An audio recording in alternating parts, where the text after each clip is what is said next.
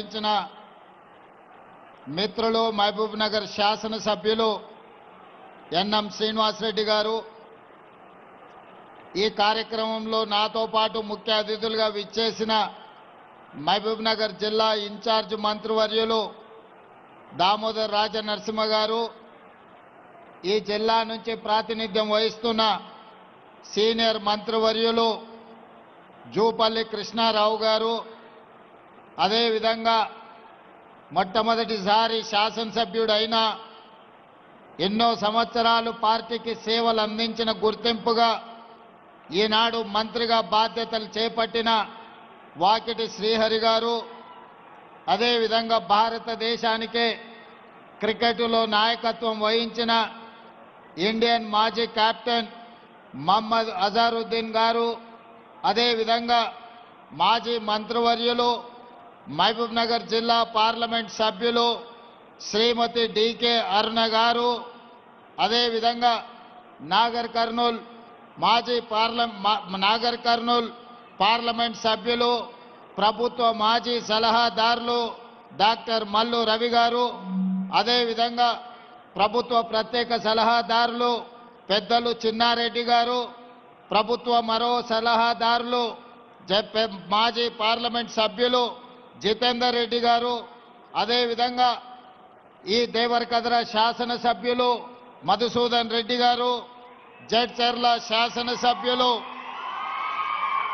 అనిరుద్ రెడ్డి గారు, అదేవిధంగా వనపర్తి శాసనసభ్యులు తూడి మేఘారెడ్డి గారు, అదేవిధంగా నాగర్ కర్నూల్ శాసనసభ్యులు డాక్టర్ రాజేష్ రెడ్డి గారు, అదేవిధంగా షాద్నగర్ శాసనసభ్యులు ఈర్లపల్లి శంకర్ గారు, కల్వకుర్తి శాసనసభ్యులు కసిరెడ్డి నారాయణ రెడ్డి గారు, పరిగి శాసనసభ్యులు మిత్రులు పరిగి శాసనసభ్యులు రామ్మోహన్ రెడ్డి గారు, అదేవిధంగా శాసన మండలి సభ్యులు పెద్దలు దామోదర్ రెడ్డి గారు, వీరందరితో పాటు వేదిక మీద ఉన్న వివిధ కార్పొరేషన్లకు సంబంధించిన చైర్మన్లు, వివిధ శాఖలకు సంబంధించిన ప్రభుత్వ అధికారులు, ప్రాణ సమానులైన వేలాది మంది పాలమూరు బిడ్డలకు హృదయపూర్వకంగా నమస్కారాలు, ధన్యవాదాలు తెలియజేస్తున్నా.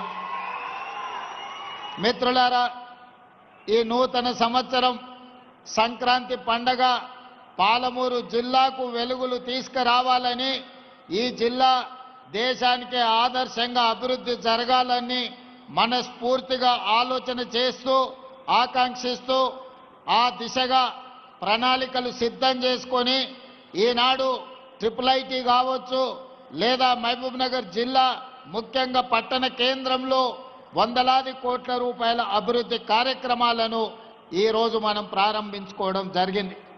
మిత్రులారా, మీకు అందరికీ తెలుసు, పాలమూరు జిల్లా అంటే కష్టానికి మారు పేరు. ఈ దేశంలో ఎవరు ప్రాజెక్టు కట్టాలన్నా అది ఇక్కడ కట్టే శ్రీశైలమా, నాగార్జున సాగరా, ఎస్ఆర్ఎస్పీఆ కాదు.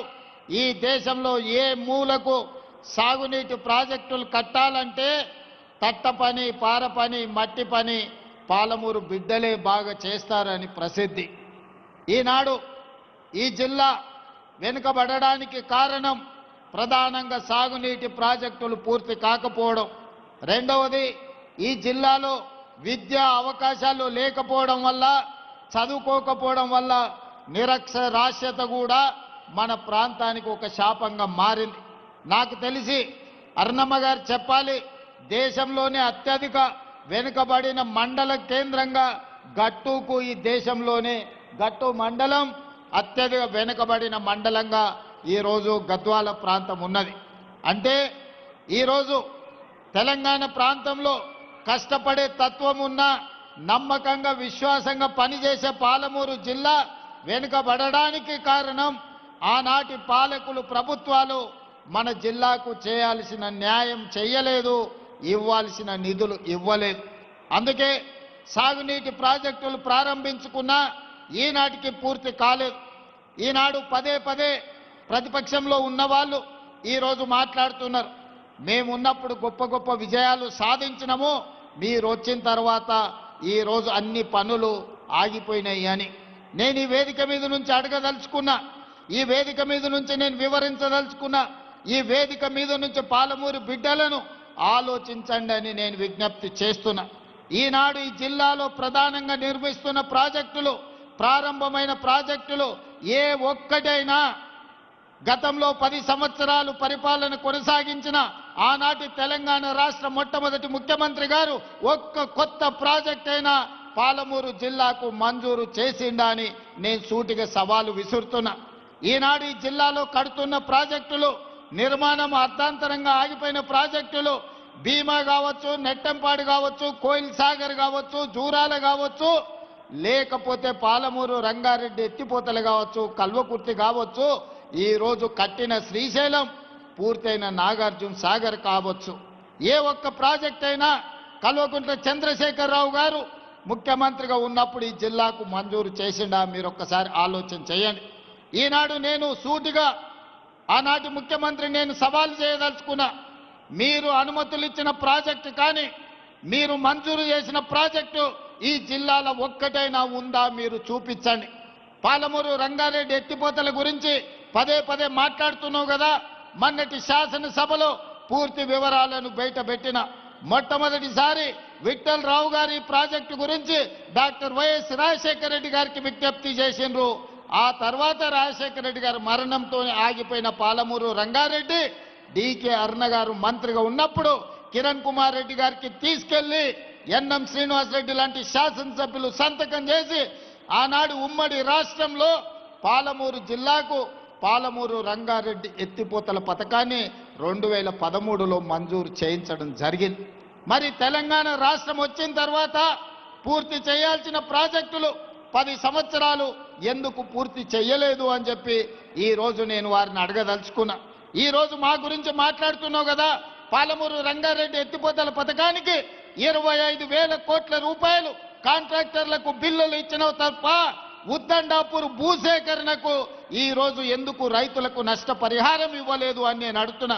మా అనిరుద్ధ్ వచ్చి అడుగుతున్నాడు, అన్న ఉద్దండాపూర్ రైతు బాధితులకు, ముంపు బాధితులకు నువ్వు పెంచినావు, కొంత నిధులు విడుదల చేసినావు, మిగతావి నువ్వు విడుదల చేస్తే నువ్వు విడుదల చేస్తా అని చెప్తే నేను రైతులకు వెళ్ళి చెప్పుకుంటా అని చెప్పి ఈ రోజు ఎమ్మెల్యే గారు అడుగుతున్నారు. ఈనాడు బీమా కావచ్చు, కొన్ని సంగం బండలో ఒక బండ వలగొడితే 12 కోట్ల రూపాయలు ఇస్తే 10,000 ఎకరాలకు నీళ్లు వచ్చేది, 10 గ్రామాలకు నీళ్లు వచ్చేది. 10 కోట్ల రూపాయలు కూడా నువ్వు ఇయ్యకపోతే సంగం బండలో బండ వలగొట్టలే. కానీ నేను ముఖ్యమంత్రి అయిన తర్వాత సంగం బండ వలగొట్టడానికి నిధులు ఇచ్చిన. ఇవాళ భూసేకరణకు సంబంధించి కసిరెడ్డి నారాయణ రెడ్డి వేదిక మీదనే ఉన్నాడు. శాసన మండలి సభ్యుడు ఉన్నప్పుడు ప్రయత్నం చేసిండు. కల్వకుర్తి ఎత్తిపోతల భాగంగా భూసేకరణకు నిధులు మంజూరు చేయండి, చివరి ఆయకొట్టైన కీర్తిశేషులు జైపాల్ రెడ్డి గారి సొంత మండలం మాడుగుల వరకు నీళ్లు వస్తాయని నిధులు అడిగితే ఆనాడు ఆ నిధుల మంజూరు జరగలే. కానీ నేను ముఖ్యమంత్రి అయిన తర్వాత కసిరెడ్డి నారాయణ రెడ్డి గారు, డాక్టర్ మల్లు రవి గారు వచ్చి కల్వకుర్తి శాసనసభ నియోజకవర్గంలో కృష్ణానది జలాలు పారాలి, మాడుగులకు నీళ్లు రావాలి అని అంటే 70-75 కోట్ల రూపాయలు భూసేకరణకు చెల్లించాలి, రైతులను ఆదుకోండి అని చెప్తే మన ప్రభుత్వం వచ్చిన తర్వాతనే ఇవాళ భూసేకరణ నిధులు విడుదల చేసినాం. ఉద్దండాపూర్కి నిధులను విడుదల చేసినాం. ఈనాడు మనం ఏదైతే చర్చ జరుగుతున్నదో మక్తల్ నారాయణపేట కొడంగల్ ఎత్తిపోతల పథకం ఆషామాషిగా రాలే. ఆనాడు చిట్టెం నర్సిరెడ్డి గారు, రాజశేఖర రెడ్డి గారు ముఖ్యమంత్రి ఉన్నప్పుడు కర్ణాటక సరిహద్దుల్లో ఉన్న మక్తల్ నారాయణపేట కొడంగల్ ఎత్తైన ప్రాంతం, ఈ ప్రాంతానికి